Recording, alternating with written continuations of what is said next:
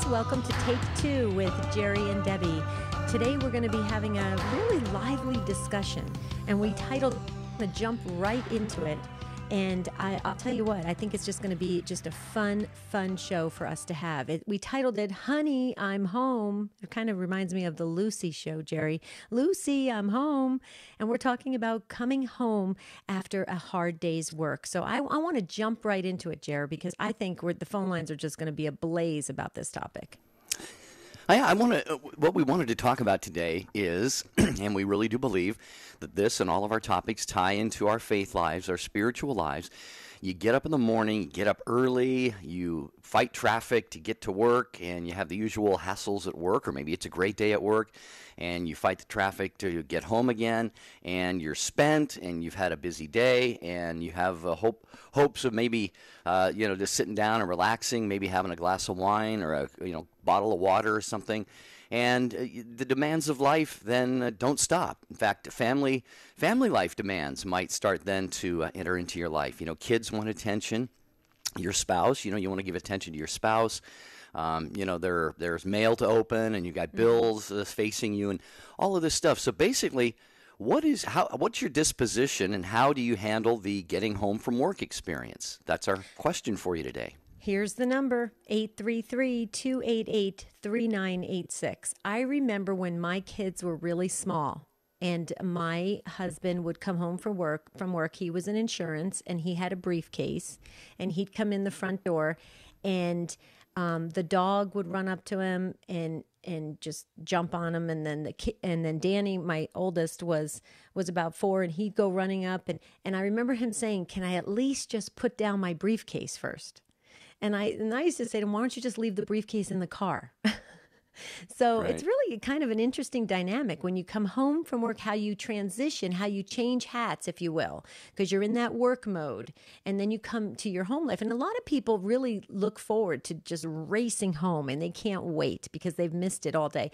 Some need to kind of decompress a little, like you were talking about, Jerry, and maybe that's healthy, maybe it's not. Let's talk about that, because I never used to really want my husband to go out after work. I wanted him to come straight home because I was a stay-at-home mom, and it was time for me to get a little break. So, it's an interesting dynamic. We want to hear from you. So we titled it, Honey, I'm Home, talking about transitioning from work to home every day, and what that means for us and how we approach it, what our disposition is. Remember, this is Holy Week. We're still in preparation mode. So this is time for us to prepare our hearts and minds in all aspects of our life. Here's the number, 1-833-288-3986.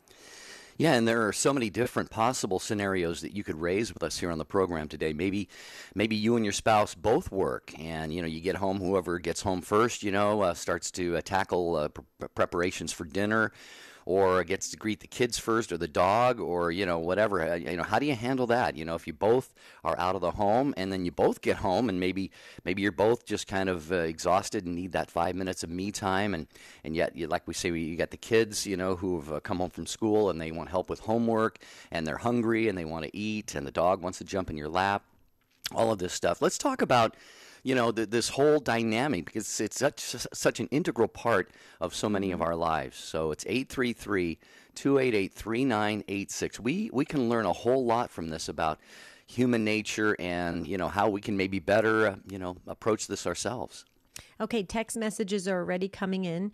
One of our loyal listeners just weighed in and said, "When I get home from work, what I like to do is take just 5 minutes by myself in my bathroom, just to completely relax, and then I come into the living room or the kitchen and greet the family." That's interesting. Okay. It is, yeah. I mean, maybe that's all we need is 5 minutes. But see, I can kind of do that in the car ride home. Can you do that, Jerry? Like kind of decompress in the car ride? I've always been that way. The car has always been a very, very therapeutic for me. Yeah, well, I'm work from home basically. So, if I'm out doing anything, it's usually errands and things like that. So, this whole thing that we're talking about here today, I don't really experience it myself, but I have in the past. But typically, I've been a party of one. I've lived by myself, usually in an apartment or something. And so, I've been pretty much free to do whatever I want. If I want that decompression time, or if I want to just flip the TV on, or if I want to just quickly run out and get some dinner or something, there's been that freedom and no distractions or diversions or anything like that for me. But in family life, folks, across this country and around the world, you probably have some kind of an experience. Maybe you have a ritual. Maybe you have certain things that you just simply like to do, and when you get home, the rest of the family understands that, and they just kind of take a step back, and they let mom or dad do whatever they're going to do for a few minutes, and then, hey, after about 5 or 10 minutes, it's like, okay, what happened today? Tell us about it. Let's talk about it. Let's, circle together and see what's going on. I go back to this text message that just came in about that they take a few minutes just to go to the restroom and just wash their hands and, kind of refresh to greet the family. But that makes a lot of sense when you think about it, because if you open the door and the kids are rushing at you and the dog is, and, you see work that immediately needs to be done, it does really set the tone, I think. I think that's really smart of this person to just go, to the restroom and just kind of regroup and because you can kind of, here's the interesting thing, Jerry, because you grew up in a big family, you can hear what's going on in like kind of the mood of the household by the, whatever the sounds are. Like if the kids are crying, oh, this is not a good day. But if everybody's laughing, if there's music playing or, whatever, then it gets, it's a different feeling. I like how we said it, that it was, an interesting dynamic. I agree with that. And I think it's something that we tend to just do we go on autopilot, and maybe we need to be more intentional about it. So maybe that's the angle we need to approach here on this topic today about coming home after work, especially if you work outside the home. Here's the number, 833-288-3986. That's 1-833-288-EWTN. Phone lines fill up very quickly, so please jump in. We'd like to hear from you because you drive the show. We've said this probably a million times, but we could say it a million times more because it really is all about you. So 1-833-288-3986. All right, we are going to take a short pause here and then get to what you think about this. Again, honey, I'm home is our conversation today. What's your experience? Do you have a routine when you get home from work, or is it just kind of like whatever comes at you, the good, the bad?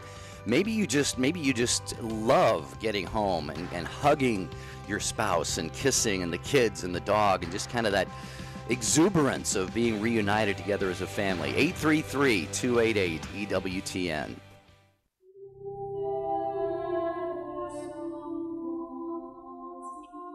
Our meditation for Tuesday of Holy Week, right on the threshold of the Passion, reminds us in the reading that the Church has chosen for this day, why is it all happening? And it is happening so that we may be saved, so that we will recall during all of these strange events when the most innocent and holy and generous and kind human being who ever lived is taken like a sheep and led to the slaughter and tortured to death. Even slaughterers don't torture sheep to death. That's horrible. But this, the Lamb of God, was tortured to death. Why? And he says it at the beginning of the 14th chapter of the Gospel of John. Probably from a pragmatic, useful point of view, the most useful words that Jesus ever spoke. Let not your hearts be troubled. Believe in God. Believe also in me. In my Father's house there are many rooms. If it were not so, would I have told you that I go to prepare a place for you? And when I go and prepare a place for you, I will come again, and I will take you to myself, that where I am, you also may be. This is the most succinct expression of the Christian hope. This is why Jesus dies, so that he may come and bring us to his Father's house. Holy Week's great lesson, practical lesson to each one of us, is when suffering and sorrow and death occur, don't ask why, ask what. What am I supposed to do? Ultimately, you may cry out with Jesus, why? But before you get there, you say, what am I supposed to do?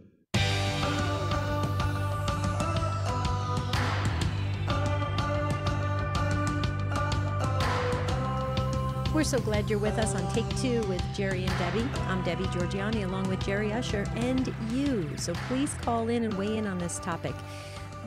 Here's the number, 1-833-288-3986. I just wanted to say something really, really quickly because coming up live from Rome is the commemoration of our Lord's Passion with Pope Francis, and that's Friday at 11 a.m. Eastern Time. And just, folks, if you want a complete list of the programming during Holy Week and the Triduum and Easter, please go to EWTN.com/radio for a complete list of Holy Week programming on EWTN radio. But I just wanted to, my mother always watched the Live from Rome, the commemoration of the Lord's Passion with Pope Francis, and she loves that. So thank you, because and actually Connie, my mom, is actually listening, actually probably watching. Hi, Mom, watching right now with visiting angels sitting right by her side, Sabrina, and they are just having just a good old time listening to this topic, and I'm sure she's thinking of all the times that my dad came home from work and all 6 of us kids ran up to him because my dad was a big hugger. And so, of course, we wanted a big bear hug from our dad as soon as he came into the door. So I just wanted to say hi to Mom. Hi, Connie.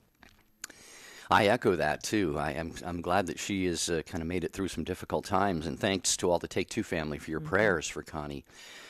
So, again, today we're talking about kind of the get home from work experience and what that is like for you. And Debbie, you mentioned you had the 6 kids in your family and you all rushed toward Dad and, you wanted a hug and all of that. And it really touches for me on, it really gets into things like virtue, and character because, we talked about how a person, a mom or a dad can be just, flat out exhausted when they get home from work and all of a sudden they're the kids and it probably re-energizes. I've never had kids. You could speak to this. It probably re-energizes you, but it also, even in the fatigue, you have to kind of set that aside and make sure that you love the kids and give them that attention that they want because they've missed you all day, and Right.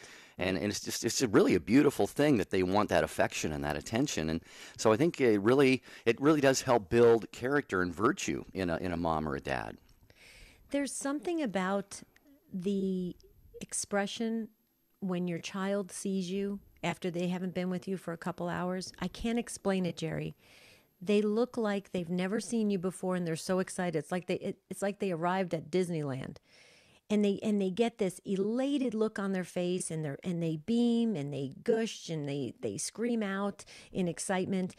There's nothing like it. It's an amazing feeling. So I would think that most folks having a long day at work, and it could be stressful at work, when you come home and you see those little faces just light up when they see you, it's got to be just the shot in the arm that, life is good.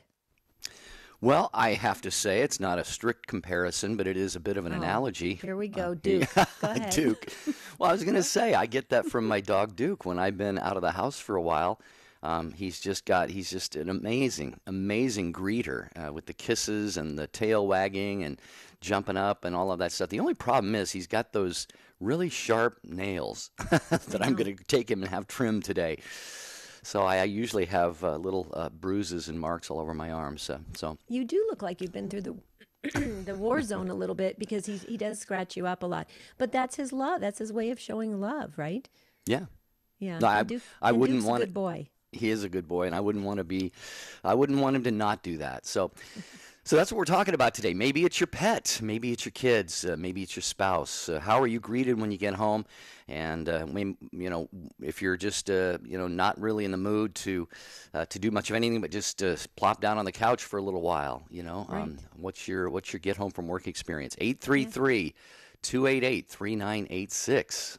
Please do join us. Marianne weighed in via text messaging, and she said she likes to just change into comfy clothes. And that's a good point because you're wearing work clothes, and you, especially for women who have to wear like high heels and stuff like that, you want to get out of those clothes and just get into your comfy clothes. That's a good point.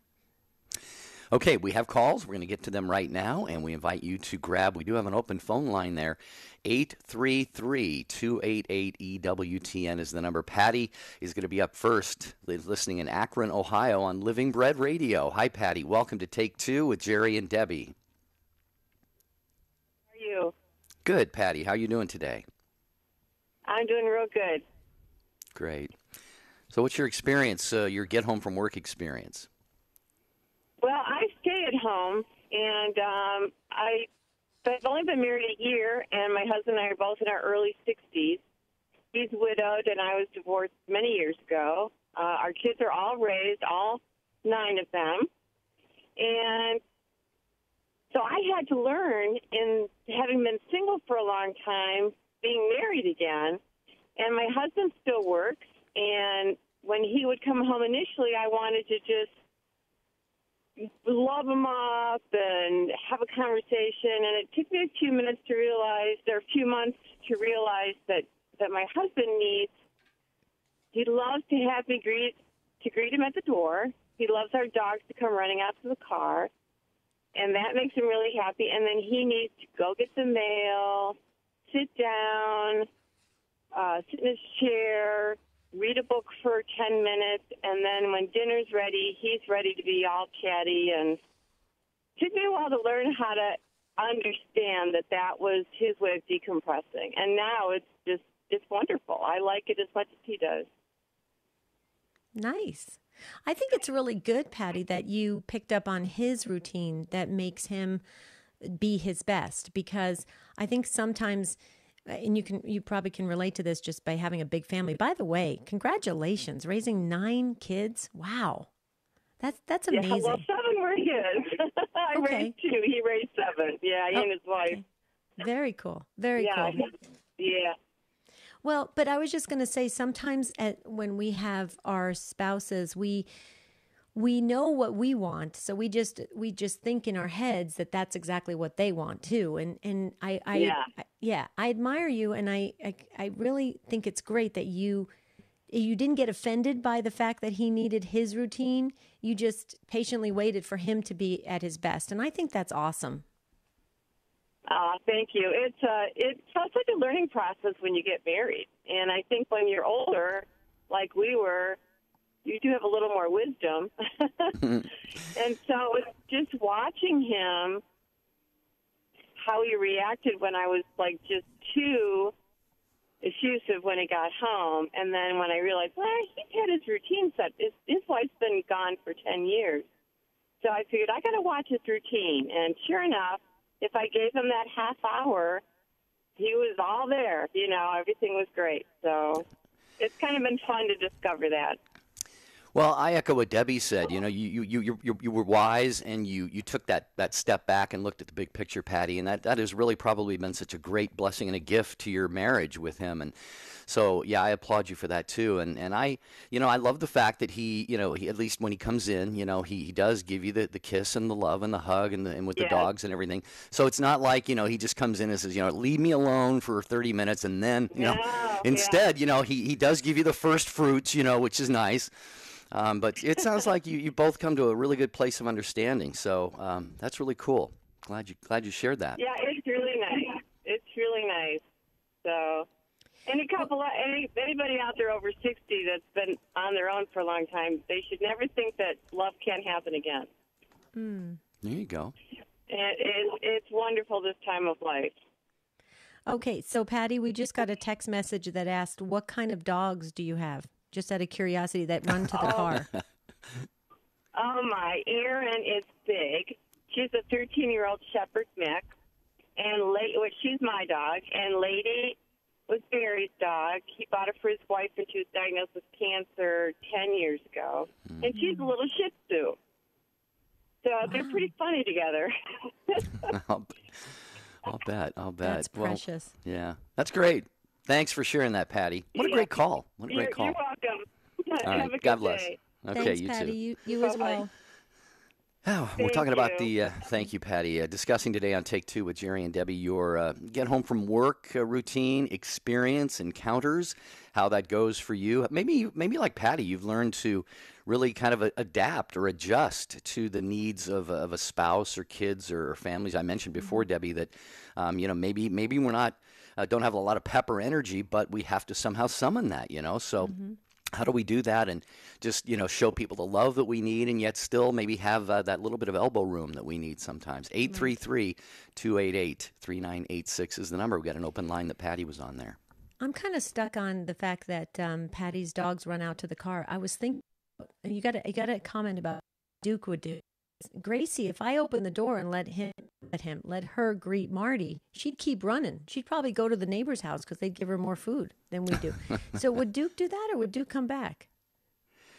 I'm not really sure. I've never let Duke roam free outside too much. I've got a harness and a leash, and I take him for walks. But I don't think he would run too far. He's not really that.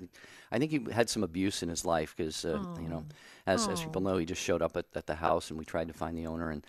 But he's a lover, but he just isn't really that great around other people right now. So Gotcha.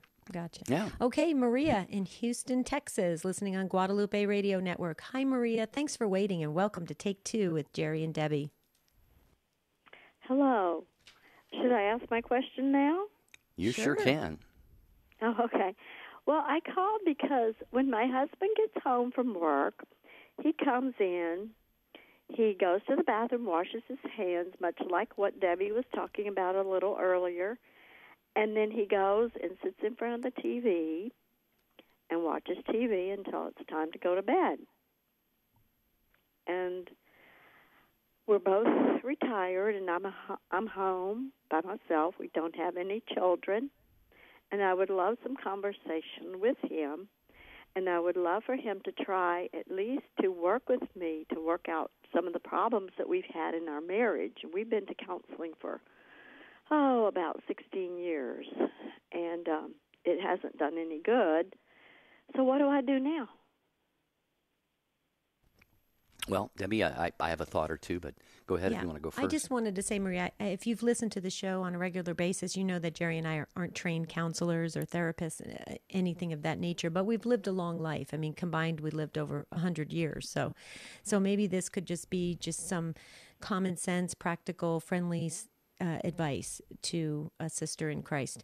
My first initial thought is that your husband's his routine.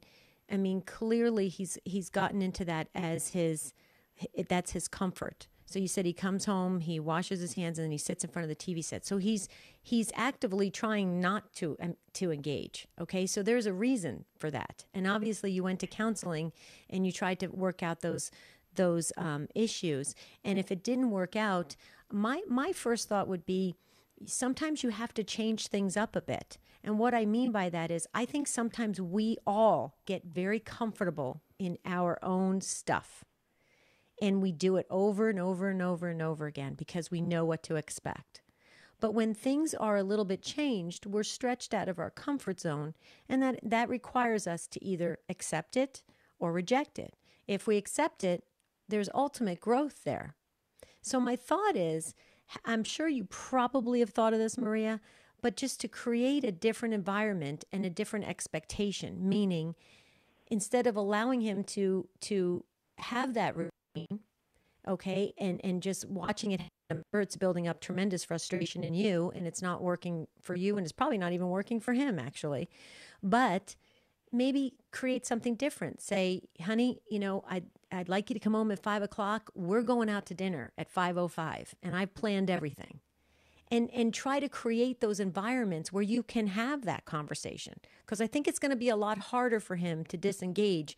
Well, maybe not, because some people do at restaurants. But I think it's going to be harder for him to disengage at a restaurant when you're sitting across the table, and so conversation naturally can arise. Have you thought about doing that, kind of changing it up a bit? Oh, yes. We've done that many times.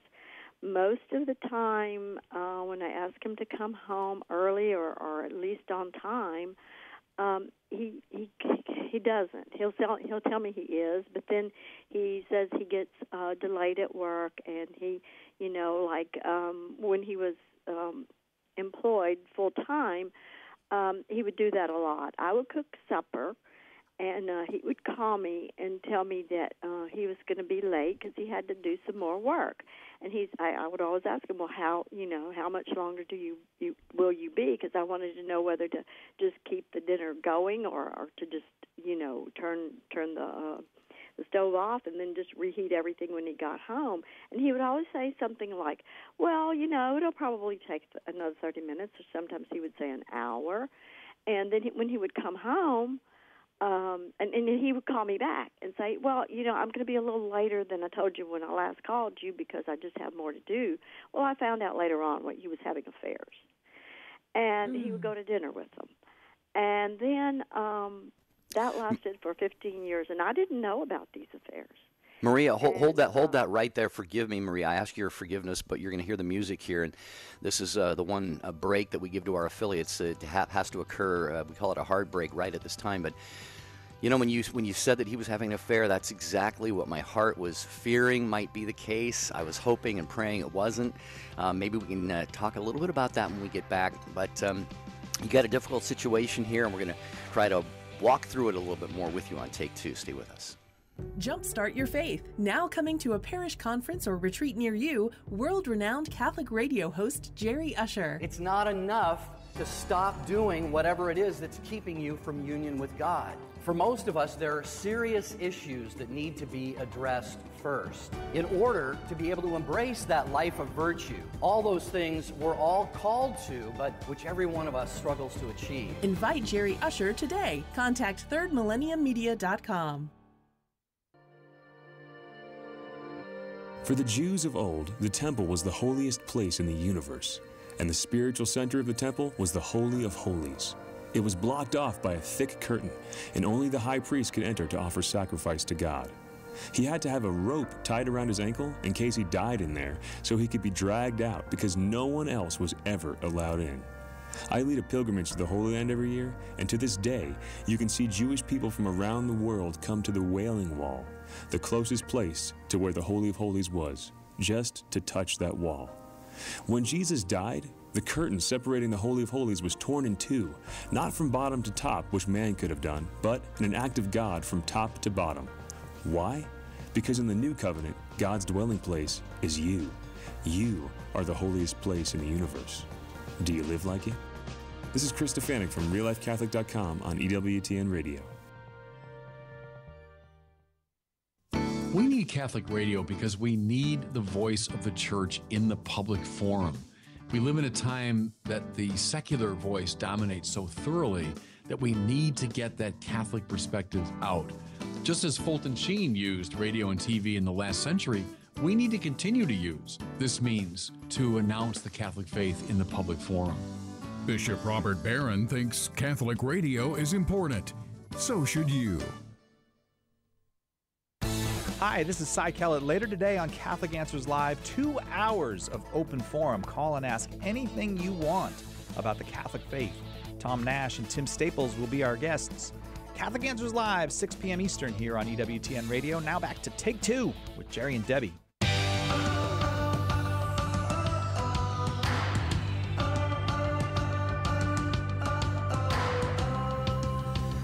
It is indeed Take Two with Jerry and Debbie, talking today about your experience with spouse, with family, with kids, with pets, the get home from work or get home from wherever experience, and how that goes for you, especially, if you just need a little bit of your own space, or if you just love to just jump into the family and show the attention and affection and love, a little mixture of both. How do you, if you're the one who stays at home, how do you respect the needs and maybe a little bit of fatigue on the part of someone who's been out working hard all day? So a lot of tie-ins to our faith and virtue in this topic. We'd love to learn from you what you have experienced. Maybe you're an older person and you've made adjustments over the years.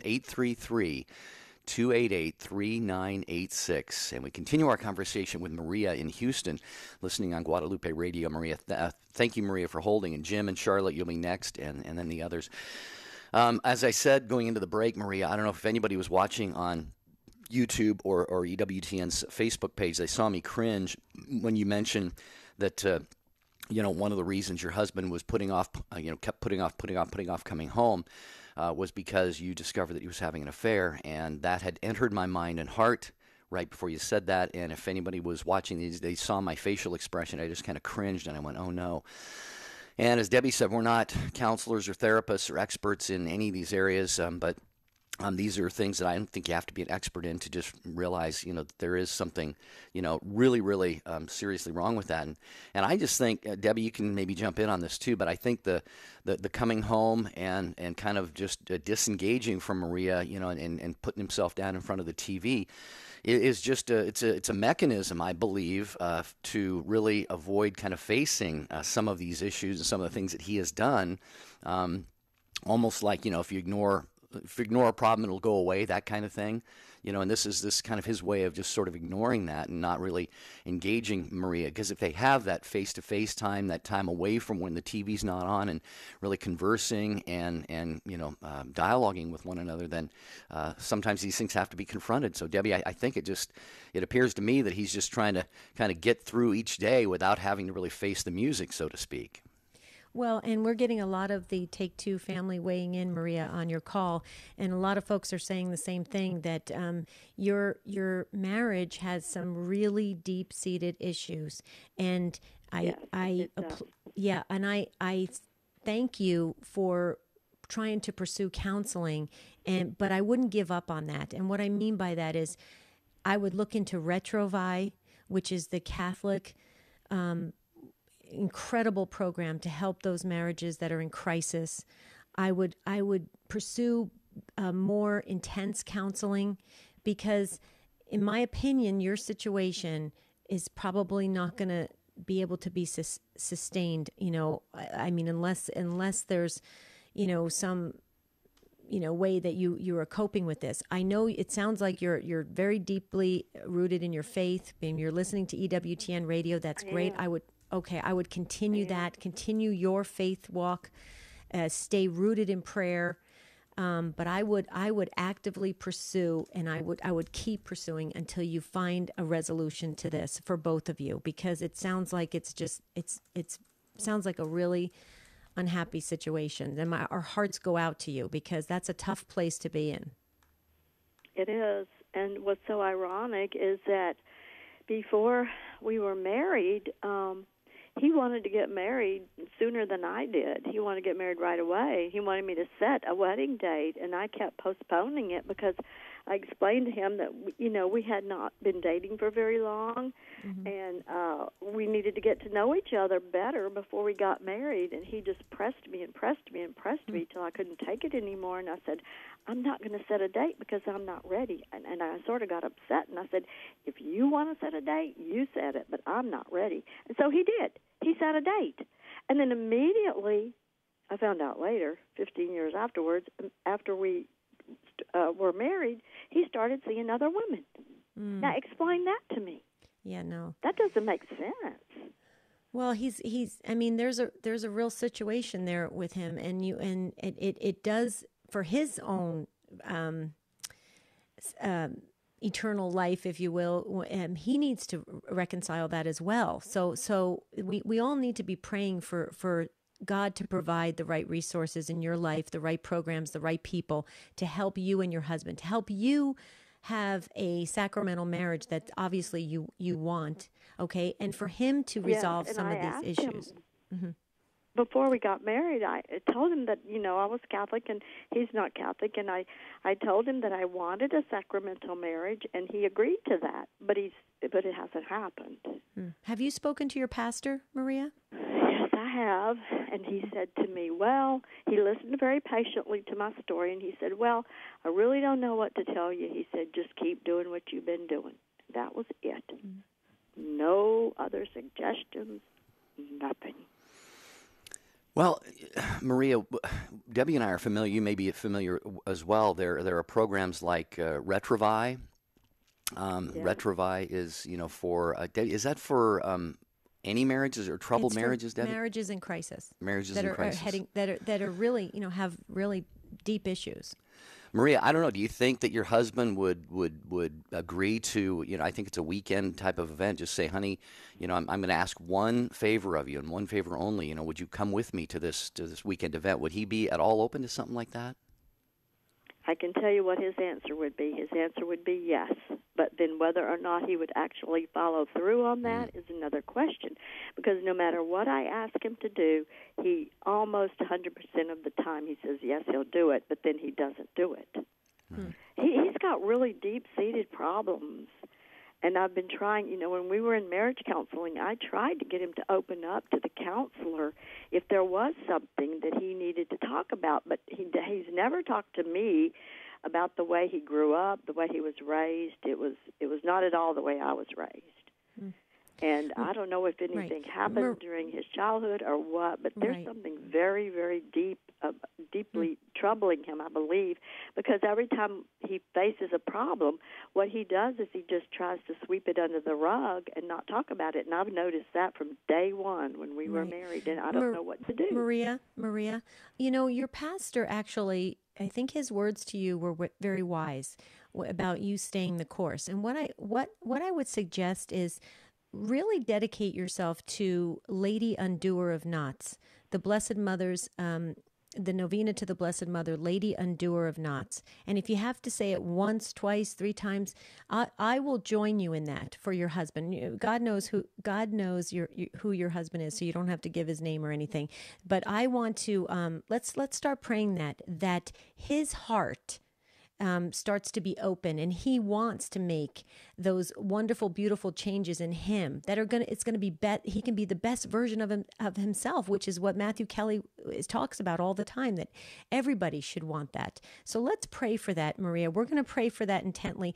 And you know what? Please keep us posted, because when it happens, we want to be able to thank the Blessed Mother. Okay, Maria? So just know we're going to dedicate ourselves in prayer to this.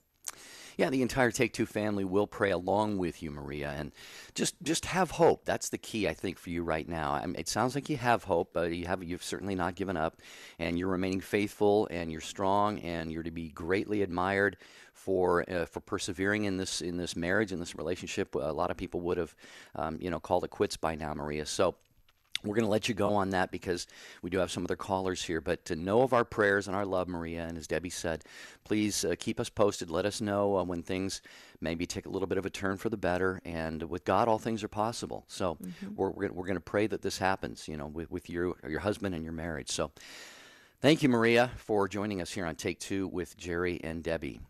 We appreciate that. Jim, you have been waiting so patiently. You got our virtual patience award, Jim. We're going to send it all the way virtually to Charlotte, North Carolina. You're listening on Sirius XM 130. Hi, Jim. Hi, can you guys hear me? Yes. Yep. Okay. I can't hear myself, but that's okay. So I am a licensed professional counselor, although I'm certainly not an expert. But I have found that when you have that transitional time when one spouse is already at home and then the other spouse comes home later, there's this transitional moment that you really have to manage well, because if you don't, it can set the pace for the rest of the evening. Have you guys experienced that? Oh, yes. And we talked about that at the beginning of the show. I completely agree with that. Yeah, that is excellent. Okay, I was driving, so I didn't hear it. But, this is a real moving target. So what I found that, like if I'm home first and my wife comes in, I'll turn off the TV. If we have important phone calls to make, we put a time limit on them. And then there's sometimes people will just call. We just have to let them leave a message, because if you don't, it'll just start running. You'll be chasing your own tail. And so I would just like to say to everybody out there, you really have to put that marriage relationship first, and it's especially hard in the holidays and things like this, but just really slow down right there when you come home together and relax and cut off the TV and pray, and then you'd be surprised. We've really found that to work for us.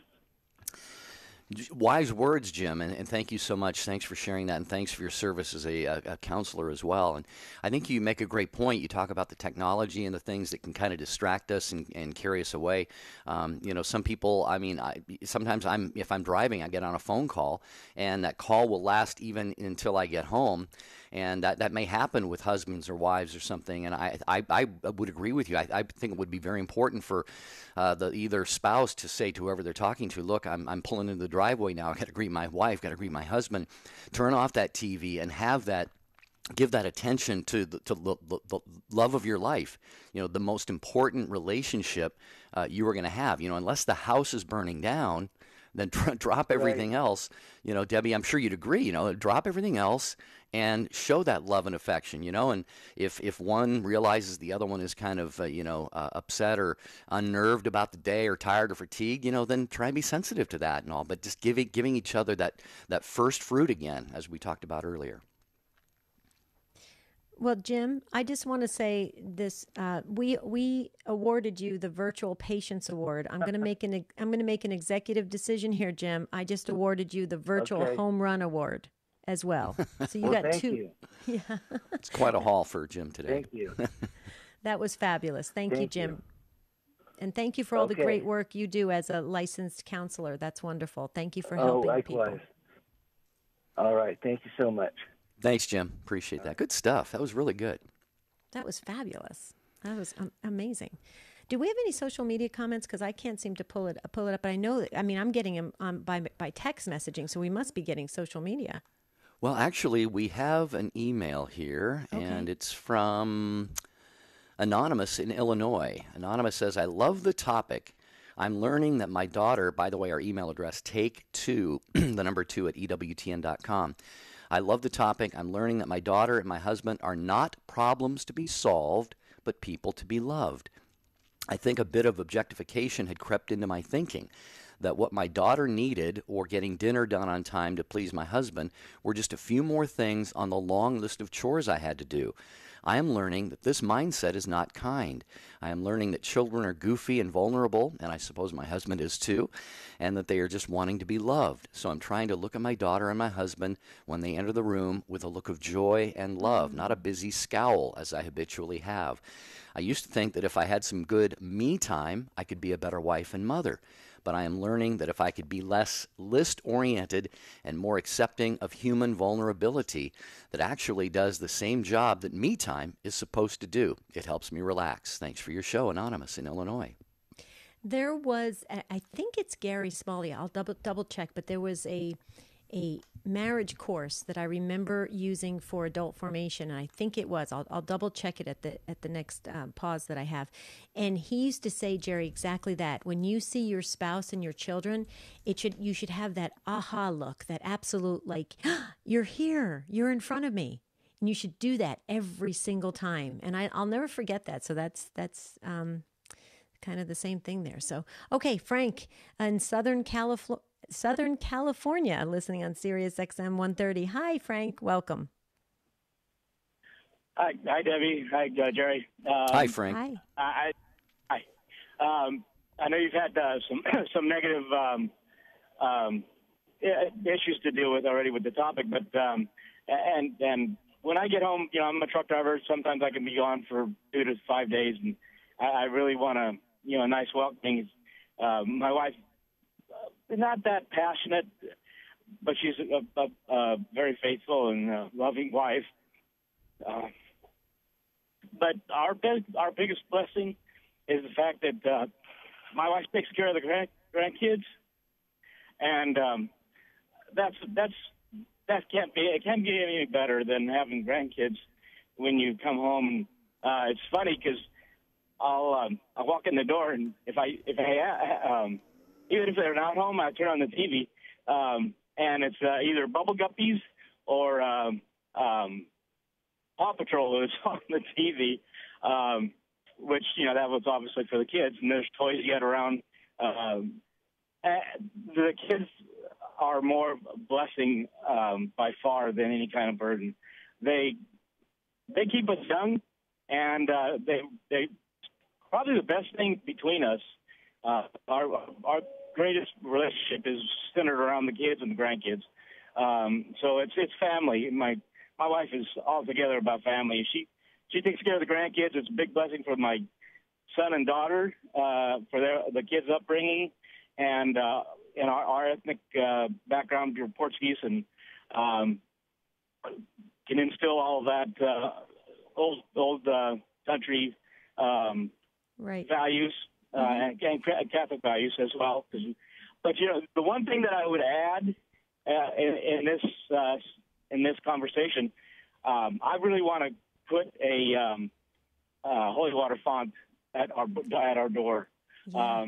That would set the stage for the whole homecoming, and keep it would keep that domestic church vibrant, and center stage, put it that way. Right. Well, Frank, couple things I just got to say. First of all, you can hear it in your voice how much gratitude and love and excitement you have about your family. So please tell your wife, well done. She created a home that is I want to join your family. Okay? It's a beautiful family, you can tell. About the holy water font. Jerry and I were just at Peggy Normanden's house. She's the host of Call Me Catholic. And she not only has one font, Frank, she has like 30 from all over the world. And it's on her wall right at her entrance. And it's beautiful. As a matter of fact, I asked her if I could borrow that idea because I think it's absolutely stunning. And what a conversation. And one of them actually has holy water in it. The rest are for, added accessory decoration. But I'll tell you what, when you have that at the front door, it sets the tone right there, just with a visual image and obviously holy water being so powerful. Frank, way to go. That's awesome. What do you think, Jer? Go ahead, Frank. I was going to say, I'm just greatly blessed by my wife. She's very faithful. Well, Frank, can you say her name so we can all thank God for your wife as well? I'm gonna put it in our ethnic terms because she goes by Alice, but it's really Mary Alice or Maria Alice in Portuguese.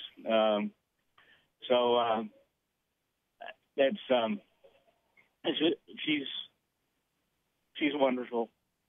That's beautiful. Wow. That's beautiful. Well, you sound like a pretty wonderful guy too, Frank. It sounds like you got a great relationship there. And, when a heart is moved such as yours is right now, it just shows the beauty of the sacrament and of marital love. And I just love the way you talked about the grandkids, being what you've got that great blessing of having that youthful component in your home as well. And that I'm sure they just greet you and love on you when you come home from one of those 3 or 4 or 5 day trips out on the road. So thank you, Frank, for sharing what you did on the program today. Really means a lot to us to have you participate, and please do so again anytime in the future. Debbie, we can't let this hour pass without letting our listeners know and asking everyone to pray for Mother Angelica. Today is the 2nd anniversary of the Lord taking her home.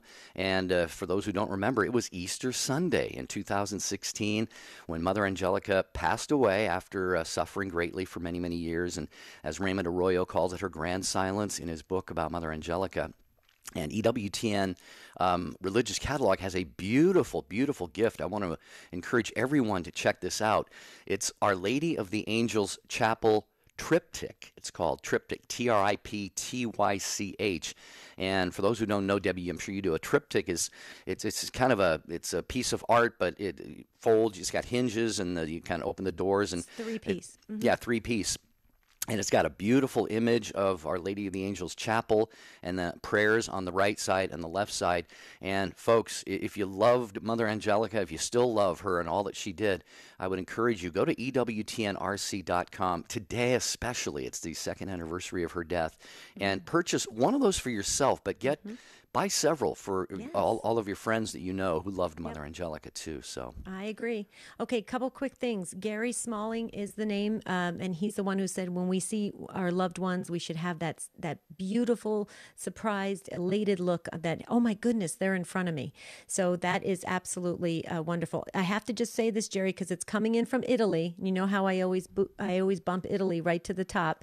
Our friend Nick from Verona, Italy, just weighed in and said, "Hi guys, it's Nick from Italy. I wanted to tell you guys that the very first thing I do as soon as I get home from work is I sit on the couch and talk to my mom and dad about my day. And right after that, I go and hug my 2 cats. Doing this every day makes me feel good and blessed inside because I know God put me in this world and gave me this wonderful family, which I love so much, and I'm very proud of them." Way to go, awesome. Nick. Awesome. Thank you, Nick. And also on Take 2 at EWTN.com, our email, Araceli wrote in for Maria. She says, Maria, do a novena to Saint Monica. She said she did a novena to Saint Monica for her husband, and it changed her life and her husband completely. And she says there had been infidelity in their marriage, and she says, I truly thank St. Monica for her intercession. Mm-hmm. So, Maria, if you're still listening, there's another good suggestion from one of the Take Two family. See, Debbie, we got great listeners. We do. It's a family. Okay, Ryan, we're running out of time, but we wanted to get to you in Cincinnati, Ohio on Sirius XM 130. Hi, Ryan. Welcome. Hi. Thank you. Yep. So I've been married for 16 years. We have one child. A couple weeks ago, we're both over 40. Wife found out she's unexpectedly pregnant and has pretty much completely kind of fallen apart as a result. Unexpected, unplanned, really fighting against the faith, fighting against just angry at God, angry at me, angry at everything. And I'm really struggling with how to break through to her. Okay. Ryan, we're going to run out of time, and this is very, very important. I have several friends that had babies late in life. And these children are so amazing. I can't even begin to tell you. What I would recommend is going to your parish and ask your pastor what other families have had children later in life. And talk with them, because she needs to see the end picture and look back. Right now, she thought she was maybe finished having children or whatever, but you guys are open to life. That's great. You watch the blessings. I have a family right here in Arizona.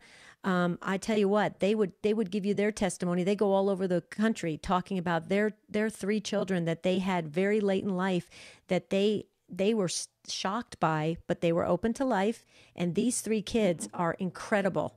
I mean, they're like beyond anything you could ever imagine. So I just think you need to do that. If not, you can always email me. I'd be happy to give you some resources that maybe might help you. It's take2, the number 2 at EWTN.com. But if you can just focus forward and not get focused on right at the very moment was what she's doing, the blessings are going to be there, Ryan. They're going to be there. Okay.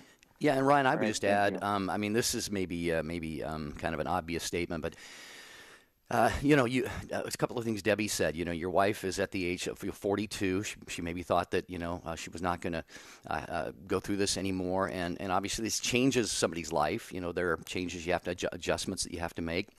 And maybe there were things she was looking forward to doing or experiencing. But I really believe through your prayers and her perseverance, both of your faithful perseverance, obviously when that baby is born and the first time that she sees him or her and holds that little child, we're going to pray. I don't know what mother's heart would not be melted with complete love when that happens. And it could turn her thinking completely around on this. So persevere, be strong, and all of us, the Take Two family, are going to surround you and your wife with prayers, Ryan. And please know that, and thank you. You're a great husband, and you're both doing the right thing. Jeanette and Chelsea and the others, wish we were going to have time for you, but you hear that music up against the clock. You can always email us. You have great comments. Jeanette in Cleveland, Ohio, listening on The Rock, and Chelsea in Michigan on Sirius XM. You can email us, take2, the number 2, at EWTN.com. Jerry, we have another show planned for tomorrow, which I think is going to be fabulous. We have a guest on tomorrow. Yeah, Daniel Mattson is going to join us. He is the author of Why I Don't Call Myself Gay, and we're going to talk about chastity in general on Take Two with Jerry and Debbie. Have a beautiful and blessed day.